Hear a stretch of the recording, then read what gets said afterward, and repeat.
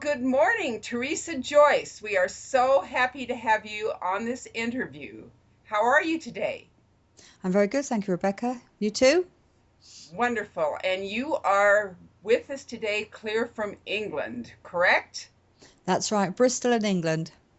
Ladies and gentlemen, Teresa is an author, but she is much more than that. She is a woman who has gone to the depths of despair and back, and now reaches her hand out to help others to understand and to overcome their despair and to rise above the challenges in life. Teresa, will you please share your story? Okay, where do we start? So my story is about recovery and survival, to be honest. It took me a long time to reach that point in my life. So many times in life you come across people that help you and you come across people that don't help you. It's a bit like what sort of dress do you want to wear or what shoes do you like? Did this person sell the right sort of gear for you? Finding a psychiatrist or a psychologist is a bit like that. You see many, or I saw many, that didn't actually do anything for me. And eventually I found somebody that I gelled with and I could talk to, which is so important for people like me, somebody you can relate to, which was great. This person said to me at one point, between sessions, write down the things you feel. If I can't talk to you on the telephone, write down the things you feel. The next time we're in a session, we'll talk about it. That I did that for a while. And then I realized I was actually putting it in paragraph and it was making sense. So it became a book in my head. It's a strange way how it happened, but that's exactly what happened. So I went back, I started from the beginning, and I wrote this book. My book is There's a Fine Line, written by Teresa Joyce, and it's about survival. It's about me saying to you, I've been down so low, there was nowhere else to go but up. And we can all do that, people think that they can't, but it's absolutely true. When you're so low, there is only one way up, and you'll find it. You just have to trust in life, trust yourself, learn to love you because other people have made you feel as though you are not worthy of loving or that you've caused vast devastation in people's lives. The truth is, those people are actually probably looking in the mirror because it's those people that are hurting you. It's not the other way around. So, my message to you: believe in yourself, look in the mirror, love you, forgive yourself. Strange thing to say, but also forgive your abuser, because if you don't, they're with you forever.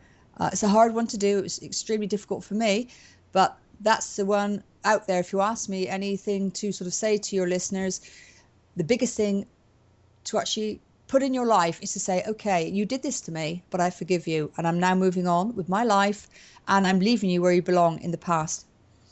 I'd like to bring up a couple of things that you mentioned in your progressive talking. You mentioned the first person that helped you was a person you could relate to. Relating to someone is so important, so important. And you mentioned how you feel. People lose track of their feelings or the understanding of their feelings. And when you get in touch with your feelings, then is when you started to realize yourself. And I think it is so wonderful that you brought that out. I wanted to reiterate that for our listening audience. On forgiveness, isn't it true that if we don't forgive, the person we don't forgive still controls us? Absolutely. Totally, Rebecca. Yeah, because you're allowing them to be there.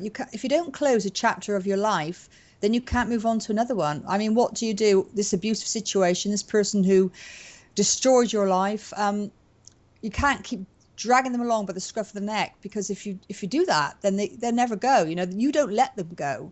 So it's all about you letting them go, being at peace with yourself, healing the child within, and moving on to a better place. And we can all do that, absolutely, every one of us. So always believe in yourself because it's possible. That's amazing. You should say that you need to let them go. So many people we meet do drag them along by the scruff of the neck.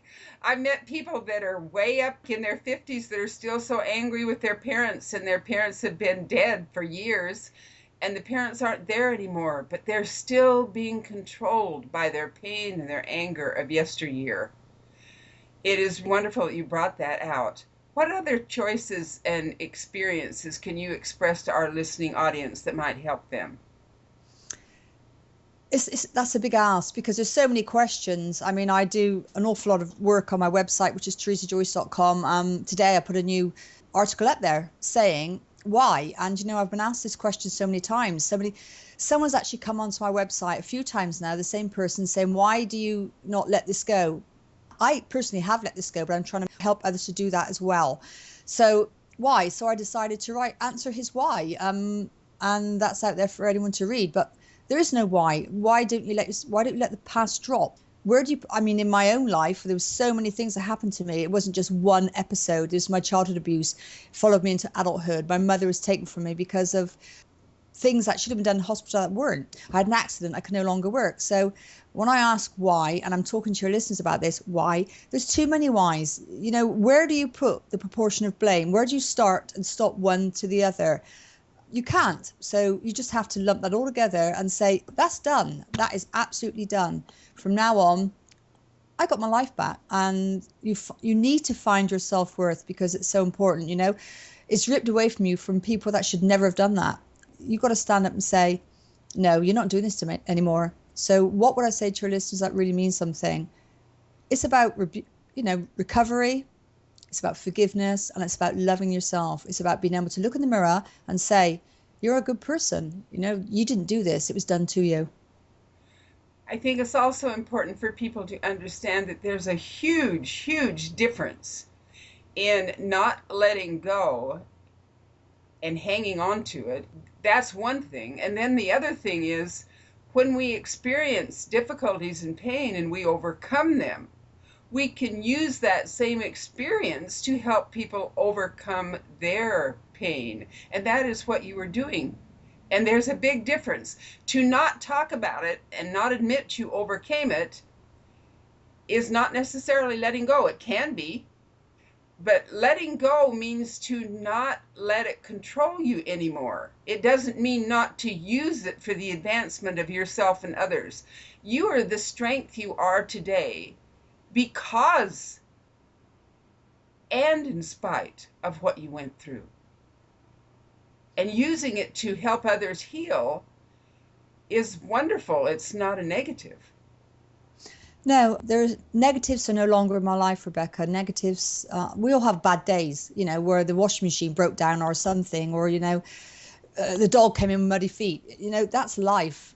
Life happens to you. But negatives as in who you are, what someone's doing to you, and how you progress in your life, you're in control of all those things. That this person that's controlling you, my stepfather, I haven't seen him for 15 years, and for so long, he controlled my every movement. Everything I did, I was second guess. Would he come back? Would I see him somewhere? Would he follow me?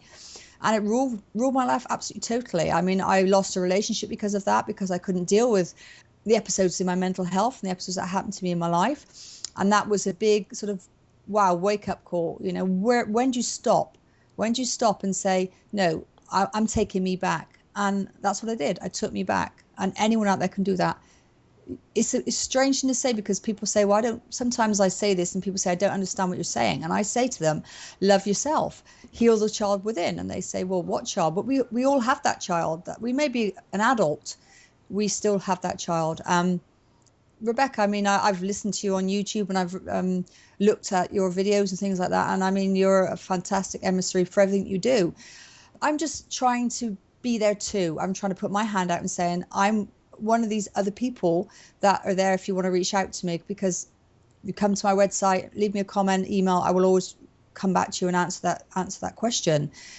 And that to me heals me. Even now, I was healed by therapeutically doing the book, but now I've moved on. The book's been out a while, and what's happening now in my life and the people that come to my website, I can't buy that. You can make me a millionaire, and I can't buy the feeling it gives me when someone says to me, you changed my life because I've read and looked at your website. Please tell our listening audience one more time what your website is, so that when they listen to this interview, they will be able to get you easily. Okay, my website is teresajoyce.com. My book is There's a Fine Line. My publishers are Chipmunker Publishing, who are one of the biggest mental health care publishers in the world today. It's available worldwide. If you Google my name, Teresa Joyce, or There's a Fine Line, you'll find it there. But you can go to my website, because the more visitors I get, the more fantastic it makes me feel to help you back. So once again, it's teresajoyce.com. That's wonderful. Thank you so much. Is there anything you would like to add to our listening audience's pleasure or wisdom? Because your message is very important. I repeat myself, I suppose, Rebecca. It's all about forgiveness. Forgive yourself. Forgive the person that did this to you. Love you. Look in the mirror and think, you're not a bad person. It was done to you. You didn't do it. The perpetrator is the one who's at fault, not you. I think more often than not, we are victimized by people who are angry, insecure, seeking control, imagining that they have power over someone else, making them a hero. They feel bigger when they can make somebody else feel littler. In other words, people that have their own mental problems. I think seeing them as reacting from a defective consciousness, at least at the moment, helps people forgive. In other words, it's not personal, it's the way they are. Yeah, I'm sure that's absolutely true. I sometimes wonder about my stepfather because I know he is with another lady. I know they have a child. It must be about 15 years old now. And I sometimes think, what is he doing to that child? Is it another life he's screwing up? And it's a deep thought. And I don't know this person, but I still feel the pain that they may be exposed to because people like that don't change. They can't change. It's the way they are. Absolutely what you said, Rebecca. Control, absolute control. The sad thing is, people that are disturbed pass their disturbances on to those that are in their way or happen to be there or controllable. Too many people believe that control means controlling or being controlled. They never stop and realize control is always self control. That is mental health. Absolutely. I couldn't have said that better myself, Rebecca.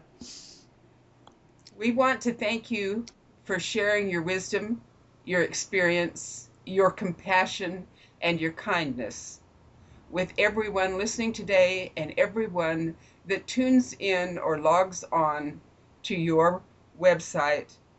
Teresa, you're wonderful. We applaud you, and it has been an honor to be able to interview you from England today. Thank you so much, Teresa Joyce. Thank you, Rebecca. It's very nice of you to have me there. It's very nice of you to help us and our listening audience. After all, that's what you do, Teresa, and we applaud you for it. Thank you.